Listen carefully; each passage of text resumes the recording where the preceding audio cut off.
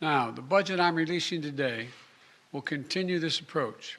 It makes prudent investments in economic growth and more equitable economy while making sure corporations and the very wealthy pay their fair share. And I would add, nobody making less than $400,000 a year will pay a penny more in federal taxes. We can do this by, one, passing legislation that lowers costs for families on things like child care, health care, and energy costs, while lowering our deficit at the same time. We can give hardworking parents raising children tax relief that gives them just a little bit of breathing room and lowers child poverty. We can give Medicare the power to negotiate lower prescription drug prices.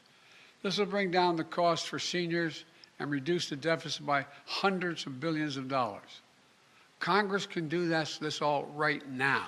They're debating it now. We can also restore fiscal responsibility. The Trump tax cuts added $2 trillion in deficit spending and largely helped the rich and the largest corporations. Under my plan, as I said, no one making less than $400,000 a year will pay additional single penny in taxes. No one. If you don't make $400,000, you're not going to pay a single penny in additional federal taxes.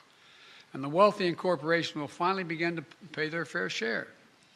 For most Americans, the last few years were very hard, stretching them to the breaking point. But billionaires and large corporations got richer than ever. Right now, billionaires pay an average rate of 8% on their total income. 8%, that's the average they pay. Now, I'm a capitalist, but if you can make $1 billion bucks, great. Just pay your fair share. Pay a little bit. A firefighter and a teacher pay more than double the tax rate that a billionaire pays. That's not right. That's not fair. And my budget contains a billionaire minimum tax because of that. A 20% minimum tax that applies only to the top 1/100 of 1%. 1/100 of 1% of the Americans will pay this tax.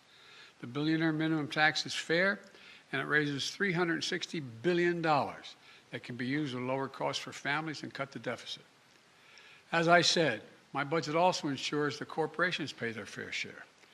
In 2020, there were 50 Fortune 500 companies that made $40 billion in profit combined, but didn't pay a single solitary cent in federal taxes. My budget raises the corporate tax rate to 28%,